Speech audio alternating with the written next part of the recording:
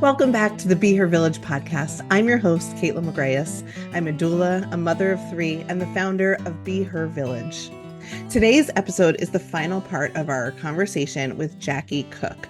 Now, Jackie, for 2 weeks in a row, has been sharing unbelievable knowledge about how to approach maternity leave, how to set boundaries, how to set yourself up with your boss and your coworkers and your team in order to get a fully restful, completely restorative maternity leave, and how to return back to work, how to ramp back in so that you can be successful as a working mother.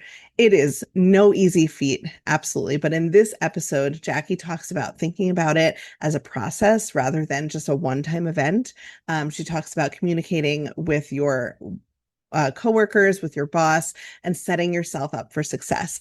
She also, at my invitation, talks about the work that she does and how you can get Jackie on your team as you take your maternity leave, as you navigate all of the things she's been sharing with us.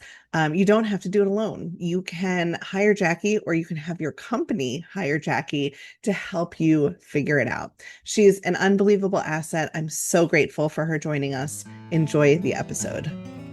What does it look like to come back to work? Both, you know, I'm thinking of this through like the professional lens, but also like coming out of that motherhood fog and out of that motherhood schedule, and how do you successfully navigate the coming back into a company? What are the obstacles that people should be sort of looking out for? Yeah. Well, I think one learning that I've gained over the last few years in working with more and more people through this is that I think even after I had my own kids, I thought about returning to work as like, I'll see you on Thursday. Hmm. And now I think it is not an event, it is a process. And so, first and foremost, I would encourage anyone who's returning to work after having a baby to give themselves a lot of grace, be patient, and think about it as this will take a few months, likely Hmm. weeks, certainly months, likely to get into a flow, to optimize, to adjust as your baby grows and develops.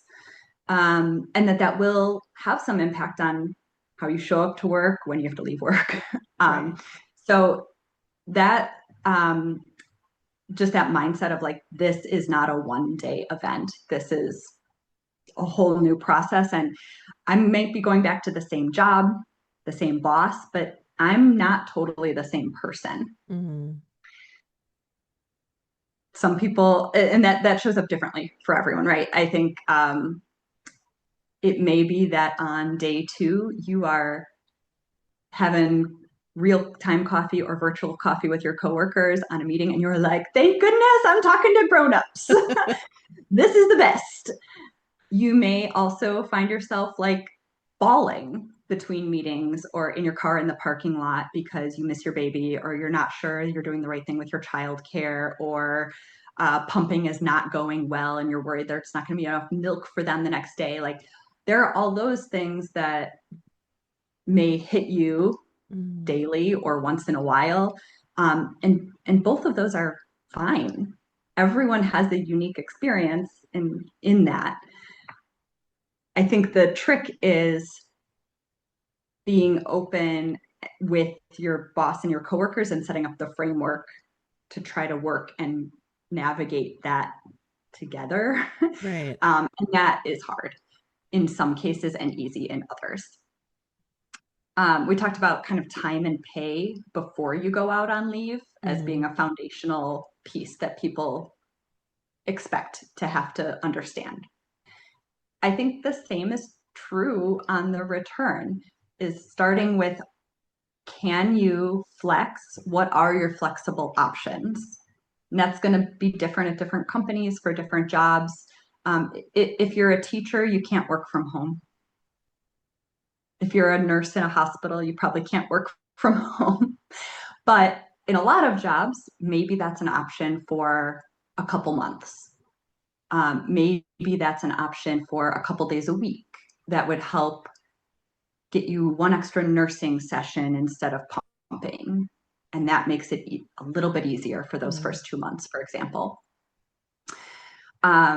Maybe you can shift your schedule if you need to. So understanding what your childcare situation is, what your handoffs look like, that's something that you need to know what it looks like at home so that you can go talk to your boss or HR and say, okay, normally I know I work till 5. Is it a big deal if I leave at 4:45? Mm. Because I kind of have to. Or while we're in this particular phase, I think that's what I need to do. So the first step is kind of knowing what you think you need, and that will change as you get a little more sleep. As months go by, and you maybe get a bit more sleep. Certain things adjust themselves as well. So, Mm. so yeah. Anyway, we could go into lots of tactics on that, but I think overall, understanding what's the framework that would be most successful for your family Mm. based on your work and vice versa, and giving yourself a lot of grace for those first few months. I love that. And I think that it's part of what you're saying is that it's important to even ask because I don't know that employers are necessarily like, "Hi, come on back. There's so many options. Let's lay out a red carpet of options of flexibility." Like they're not necessarily, even the most supportive teams and bosses are not necessarily going to offer when when if you ask, if you put it out there, "Hey, this is what I need." Yeah, it seems like I mean, I know that one of the things is like hiring someone new is so much more expensive, so much more time intensive, so much more disruptive to a company than just being slightly flexible with somebody who's returning Yes. from leave of all kinds, right? We're talking about maternity leave, but I would imagine for healthcare leaves or other types of leave, it's the Mm-hmm. same thing. It's just, it's a transition. And I love the idea. First of all, definitely go back on a Thursday. Is that, would that be your Yeah, advice? You mentioned yeah, Thursday. for sure. Yeah, I think a lot of people just assume the week has to start on Monday, but if you can do a Thursday and do a warm up 2 days, it's a lot easier to get through 2 days. And Mhm. again, if it's chaos, then you have Saturday and Sunday to reset and be like, okay, so I found out Thursday morning, none of my clothes fit. I managed to make it through Friday. But now I have 2 days to figure out 5 or 6 outfits I love that I it. do the week. Um, that allows for things like, oh, I thought daycare drop off would be a minute and a half, but it was actually 22 minutes. Right. Oh my goodness. That You can those little readjust. things. I mean, I'm like, oh my God, I didn't even think about the clothing and our ever shifting bodies and the access you need to body parts that you never needed access to. I mean, really, like Right. maybe your clothing fits, but it's not accessible for pumping. And there's so many different considerations. Exactly. And I love it. Jackie, I don't want to leave this conversation without you talking very specifically about your work with Popins and how you're helping people that are listening to this and going, "Oh my goodness, yeah, there's so much I didn't even think of. I thought of my leave and my salary and that, but I didn't think of all of these things." How can people work with you? What are you helping them with? And how can their employers work with you? Because I know that you're also working with companies to help make it easier for them to retain talent and to set policies and all of that. So please speak about your work with Pop and share with us what you're doing. Yeah, thanks. This is what I do. So we focus on preparing for parental leave, enjoying a supported parental leave at home, and easing the return to work. And our goal with individual professionals is that we're going to help you save time and stress less. So instead of leaving this conversation and thinking, oh my God, there's a million things I'm not even thinking of and feeling anxious about that, our goal is to say, no, we will feed it to you and guide you through this process so that you don't have to stress about kind of the shiny things out there or worry that you're just missing things and figuring it out later.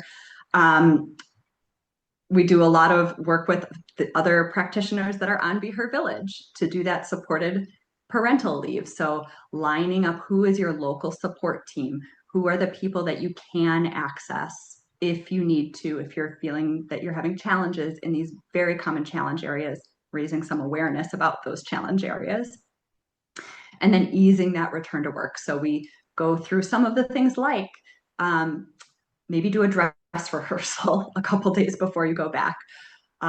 Take 10 minutes and look through your closet. and move the clothes that don't fit to the back. So you don't look at them on Thursday morning. Those are the types of things that we walk through in a kind of consolidated, guided way with individuals. And then with employers, we do a lot of what we talked about here. You mentioned for things like options for returning to work that employers are unlikely to roll out the red carpet. And that's true. But a lot of times it's that they just haven't thought about it, or they haven't thought about how to write it out in a consistent way. And so we work with employers to get proactively ahead of all these types of questions so that as an expecting mom, instead of fretting about how will this work, could it work, will my boss approve it, you have a resource you can go to where you can look online and see the answers to all of these for your employer. Know what it is that you need to fill out if there's paperwork you need to do, and who you go to for extra questions. So instead of having to go to Sally in HR and sit down for 4 hours, you can get that information from your couch and then just follow up with Sally for questions that you have. So we do a lot of work on that, clarifying, communicating, making policies and benefits more easy to understand and easier to use when people need them in this life event. I love that. And I think it's so important. And, you make a great point, because I just interviewed a maternity leave consultant who, she didn't have to sue her HR, but she ended up becoming a maternity leave consultant because she looked at the laws and she looked at what she was owed for her maternity leave, or what she was due, I should say. And she went to her HR and they denied her, and they said she was supposed to get 8 weeks less, which is a significant amount.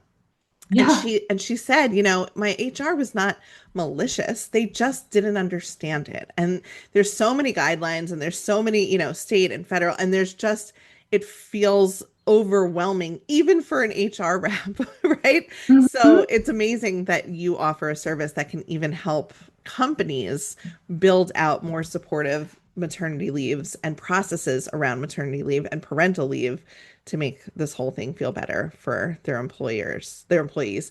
Question: have you found that if an employee hears about you on a podcast maybe and then goes to their employer, that the employer will sometimes pay the fee to work with you? Is that something you've experienced?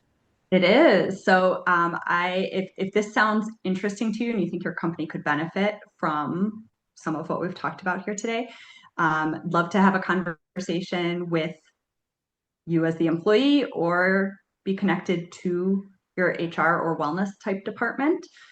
Because yes, often we'll do some maybe top level work on what are the processes, what do you approve, that sort of thing.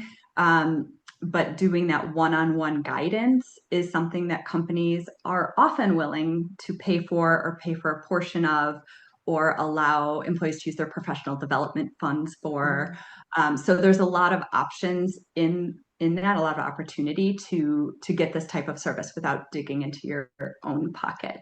I love it. So I guess that's, if nothing else, that's probably the first question to ask, right? Before you even ask about return to work flexibility or what sort of parameters, while you're on leave, ask the question about getting Jackie's support and getting support from her team. I love it. Right. And then I'll just give you the list of questions when you need to ask them instead of all scattered about. I love it. Well, thank you so much, Jackie, not just for today and this conversation, but for the work that you're doing, because this is how we do it, right? It's like one of us gets the experience, the lived experience, and then you turn that into a way to support others. And it's really a beautiful thing. So thank you for your work in this space. Thank you, Kaitlin. Back at you. I find Jackie to be just an incredible wealth of knowledge, this concludes our conversation, but I am sure that we will have Jackie on again to this podcast to be sharing so much of what she knows and the work that she's doing. So I want to encourage you, if you have been enjoying this series, both Jackie's conversations, but also all of our conversations about maternity leave and navigating how to take maternity leave, how to access maternity leave, how to get the most out of your maternity leave, please hit that subscribe button, give us a 5-star review. It helps the podcast grow. It helps more people find us.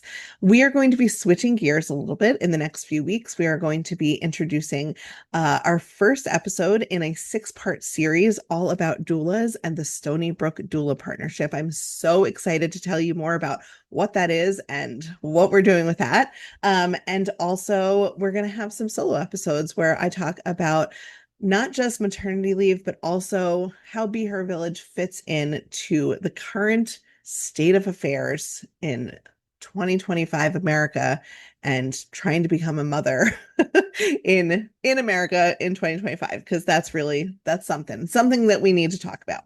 So thank you guys all. I'm so appreciative for every single one of you who listens, every single one of you who shares. It really is what keeps us going. So thank you. Have a great week. See you next week.